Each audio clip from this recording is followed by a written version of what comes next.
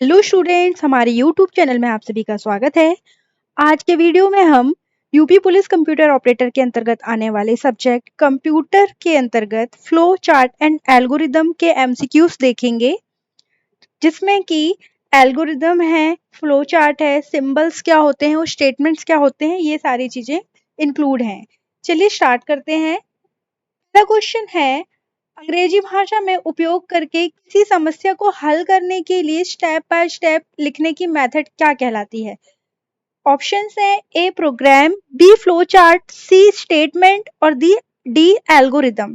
तो इसका आंसर हो जाएगा ऑप्शन नंबर डी एल्गोरिदम। मतलब क्या होता है, एल्गोरिदम क्या होता है, किसी भी प्रॉब्लम को सॉल्व करने के लिए उसके स्टेप बाय स्टेप मेथड को लिखना है, स्टेप बाय स्टेप लिखना कि मैं जो प्रॉब्लम है वो कैसे सॉल्व की जाएगी, तो उसे हम एल्गोरिदम कहते हैं। नेक्स्ट क्वेश्चन है, एल्गोरिदम एल्गोरिदम का जो ग्राफिकल रिप्रेजेंटेशन होता है उसे क्या कहते हैं? अगर आपने एक बार प्रोग्राम को सॉल्व करने के लिए एल्गोरिदम लिख लिया तो उसे हम ग्राफिक्स के फॉर्म में जब डिस्प्ले करते हैं तो वो क्या कहलाता है? ऑप्शंस है A program, B flow chart, C statement और डी एल्गोरिदम। तो इसका आंसर हो जाएगा option number B flow chart. जो ग्राफिकल रिप्रेजेंटेशन होता है एल्गोरिदम का उसे फ्लो चार्ट कहते हैं। नेक्स्ट क्वेश्चन है, प्रोग्राम के एग्जीक्यूशन के जितने भी तरीके हैं उनको कितने भागों में कितने स्टेटमेंट्स में वर्गीकृत किया गया है? ए सीक्वेंस, बी सिलेक्शन, सी लूपिंग और डी ये सभी। तो इसका आंसर हो जाएगा ऑप्शन नंबर डी ये सभी। जो भी प्रोग्राम होता है, प्रोग्राम को एग्जीक्यूट करते हैं तो उनको तीन तरीकों से हम एग्जीक्यूट कर सकते हैं। सिक्वेंशियल तरीके से भी कर सकते हैं, सिलेक्शन तरीके से भी कर सकते हैं और लूपिंग स्टेटमेंट के मेथड से भी कर सकते हैं। तो आंसर हो जाएगा ऑप्शन नंबर डी। अगला क्वेश्चन है, सभी इंस्ट्रक्शंस जिसमें एक के बाद एक एग्जीक्यूट होते हैं उसे क्या कहा जाता है? ऑप्शंस है ए looping, B selective, C sequence और डी इनमें से कोई नहीं। तो एक के बाद एक मतलब सीक्वेंस में जब हम कोई चीज देखते हैं तो क्या होता है, एक के बाद एक आती है। अगर सीक्वेंस 1 2 3 4 का देखें तो 1 के बाद 2 आता है, 2 के बाद 3 आता है। तो इसका आंसर हो जाएगा option number C sequence. Next question है, स्टेटमेंट का जो सेट होता है उसकी कंडीशनल टेस्ट के आधार पर जब हम उसको एग्जीक्यूट करते हैं तो वो क्या कहलाता है? ऑप्शंस है ए looping, B selective, C sequence और डी इनमें से कोई नहीं। तो इसका आंसर हो जाएगा ऑप्शन नंबर बी सिलेक्टिव। इसमें क्या सिलेक्टिव में क्या किया जाता है, कंडीशंस के आधार पर ही जो आपका प्रोग्राम है वो एग्जीक्यूट होता है। अगर कंडीशन ट्रू हुई तो प्रोग्राम एग्जीक्यूट होगा और अगर फॉल्स हुई तो प्रोग्राम आपका एग्जीक्यूट नहीं होगा, वहीं पे आपका लूप जो वहीं पे आपका स्टेटमेंट है वो क्लोज हो जाएगा।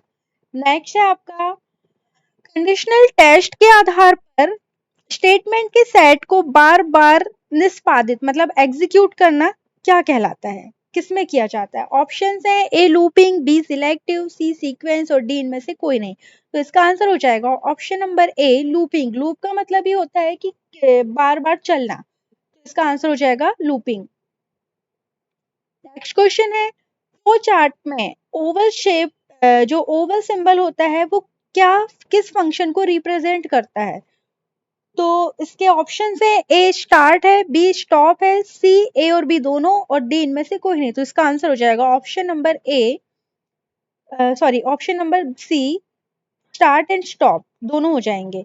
मतलब अगर आप कोई प्रोग्राम स्टार्ट करते हैं तो उसको भी हमें ओवल शेप से स्टार्ट करना पड़ता है और अगर स्टॉप करते हैं तो उसके लिए भी आपको ओवल सिंबल का यूज करना पड़ता है फ्लो चार्ट में। चलिए नेक्स्ट है, फ्लो चार्ट में डायमंड सिंबल किस फंक्शन को दर्शाता है?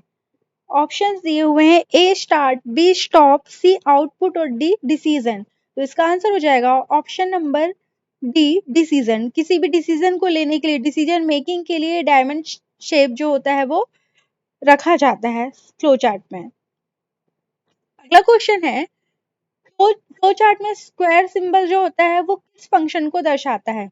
ए स्टार्ट, बी प्रोसेसिंग, सी आउटपुट और डी डिसीजन। तो इसका आंसर हो जाएगा ऑप्शन नंबर बी प्रोसेसिंग। अगला क्वेश्चन है, फ्लो चार्ट में एरो चिन्ह किस फंक्शन को दर्शाता है? एरो चिन्ह जो होते हैं वो किस लिए यूज किए जाते हैं फ्लो चार्ट में? तो ए स्टार्ट, बी प्रोसेसिंग, सी आउटपुट और डी फ्लो ऑफ कंट्रोल। तो इसका आंसर हो जाएगा option number D, flow of control.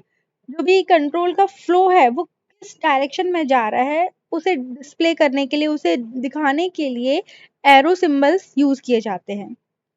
Next question है, फ्लो चार्ट में इनपुट और या आउटपुट फंक्शंस को दिखाने के लिए किस सिंबल का यूज किया जाता है? तो चार सिंबल्स आपको दिए हैं। ए है आपका ओवल, बी है आपका पैरेललोग्राम, सी है आपका स्क्वायर और डी है आपका डायमंड। तो इसका आंसर हो जाएगा ऑप्शन नंबर बी, जिसे क्या बोलते हैं? पैरेललोग्राम।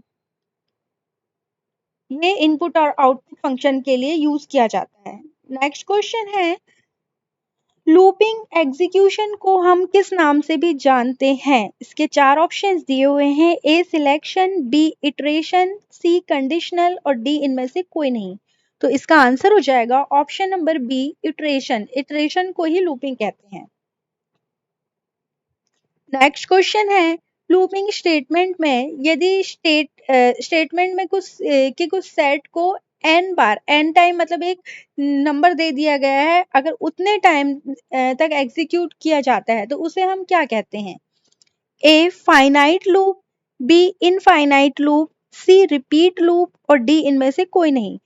तो इसका आंसर हो जाएगा option number A, finite loop. अगर मैंने एन की जगह मैंने अगर जो इंस्ट्रक्शन निर्देश है उसमें 8 दे दिया है, तो हमारा जो लूप है वो कितने टाइम चलेगा? 8 टाइम पे चलेगा, तो वो फाइनाइट लूप कहलाएगा। नेक्स्ट क्वेश्चन है जो कि लास्ट है इस वीडियो का, यदि स्टेटमेंट के कुछ सेट को बिना किसी अंत के, मतलब पहले बारे में हमने फाइनाइट लूप में क्या दिया था कि नंबर दे दिया था कि लूप को कितने बार चलाना है, लेकिन अगर किसी स्टेटमेंट में अगर हम नंबर नहीं देते कि हमें लूप को कब तक चलाना है, तो उसे क्या कहा जाता है? A finite loop, B infinite loop, C repeat loop और डी इनमें से कोई नहीं। तो इसका आंसर हो जाएगा option number B, infinite loop. Infinite का मतलब क्या होता है? अनंत, जिसका कोई अंत ना हो, उतने टाइम तक हमारा जो लूप है वो चलता रहेगा। आज के लिए इतना ही। हमारा वीडियो देखने के लिए आप लोगों का बहुत बहुत धन्यवाद। अगर वीडियो पसंद आई हो तो उसे लाइक और शेयर करें और हमारे चैनल को सब्सक्राइब करें। Thank you.